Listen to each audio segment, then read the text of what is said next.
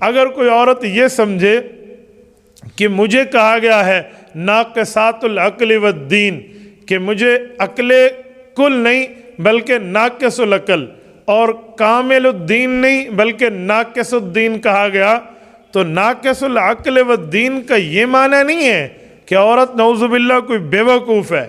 ناقص العقل والدین کا یہ معنی نہیں ہے کہ خاتون کا دماغ خراب ہے، اسے سمجھ نہیں آتا۔ اصل میں لفظ کا مطلب سمجھیے، اللہ کی شریعت نے یہ لفظ کس لیے، کس مرتبے، کس مقام پہ بولا ہے تو ہمیں سمجھ آئے گا۔ ناقص الدین، ناقص الاسلام نہیں کہا، ناقص المذہب نہیں کہا، ناقص الدین کہا ہے، اور ناقص العقل کہا ہے۔ اس کی وجہ کیا ہے؟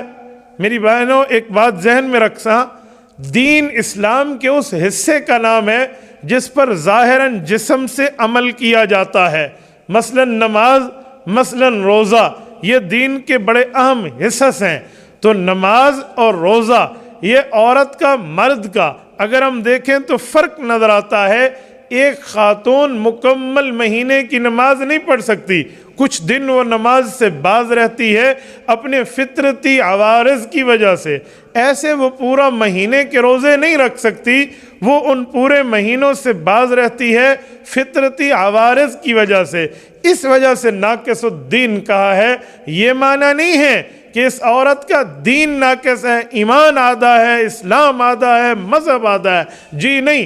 دین سے مراد وہ مخصوص چیزیں جو اس نے مکمل ان دنوں میں ادا نہیں کرنی۔ تو اس سے یہ معنی آپ نہ لیں کہ ہمارے ایمان کو ادا کر دیا گیا ہے، اسلام کو ادا کر دیا گیا ہے، جی نہیں۔ وہ آپ کو کچھ دنوں کے لیے عبادت سے روکا گیا ہے۔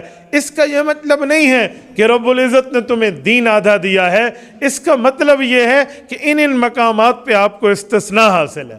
اسی طرح ناقص العقل ہے۔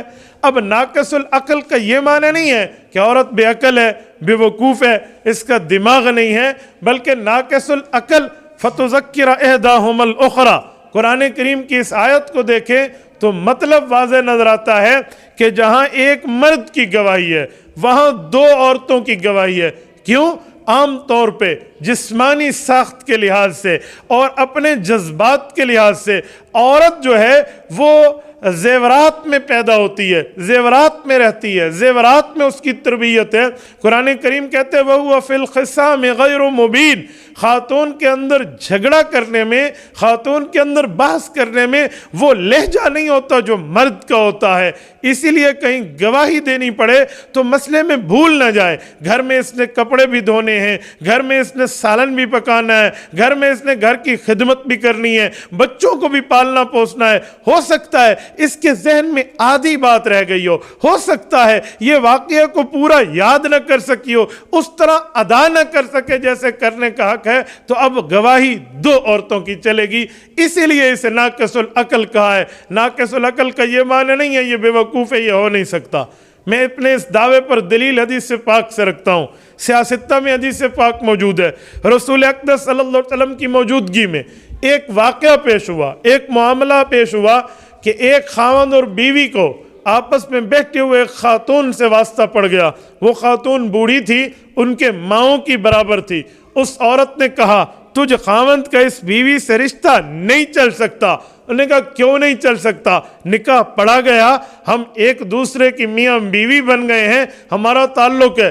اس خاتون نے کہا میں گواہی دیتی ہوں اس خاتون کی ماں نے تجھے دودھ پلایا تھا، تو اس کا رضائی بھائی ہے، تو اس کا دودھ پیا ہوا بھائی ہے۔ اور حدیث پاک ہے دودھ کے رشتے ہر اس رشتے کو حرام کر دیتے ہیں جو نسب میں حرام ہوتے ہیں۔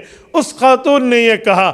اب بنیادی طور پہ گواہی تو دو عورتوں کی چاہیے، لیکن اس موقع پہ اللہ کے رسول نے ایک خاتون کی گواہی کو تسلیم کر کے اس صحابی کو فرمایا کیف وقد قیل، اب تو کہہ دیا گیا ہے، خاتون بھی بڑی ہے، یہ بات مانی بھی جا سکتی ہے کہ یہ عورت وہاں موجود تھی، اس لیے آپ کا رہنا مناسب نہیں ہے۔ دیکھیں اب ایک عورت کی گواہی مانی گئی ہے، بعض اوقات کسی جگہ ایک عورت کی گواہی بھی مانتے ہیں۔ اگر اس سے بھی ہٹ کے کوئی بات دیکھیں تو ثبوت نسب کے جو چھپے ہوئے معاملات جو آج کل میڈیکل سے ریلیٹڈ ہیں، جو آج کل حکمت سے تعلق رکھتے ہیں، طبیب سے تعلق رکھتے ہیں، ان معاملات کو جو جسمانی اور فزیکل ریلیشن کی باتیں ہیں، وہاں ثبوت نسب پہ ایک عورت کی بات کو بھی لیا جا سکتا ہے۔ تو ناقص العقل والدین جب کہا جاتا ہے تو عورتیں عموماً خصوصاً ہماری طالبات یہ اپنا دل چھوٹا کر لیتی ہیں کہ دیکھیں اسلام نے تو ہمیں کیا کہا ہے، تو اب ہم کیسے چلیں۔ اسی لیے میں نے وضاحت کی ہے تاکہ اس میں خفا کوئی نہ رہے، اس میں آپ کا ایمان آدھا نہیں ہے یا آپ کے دماغ کو آدھا نہیں کیا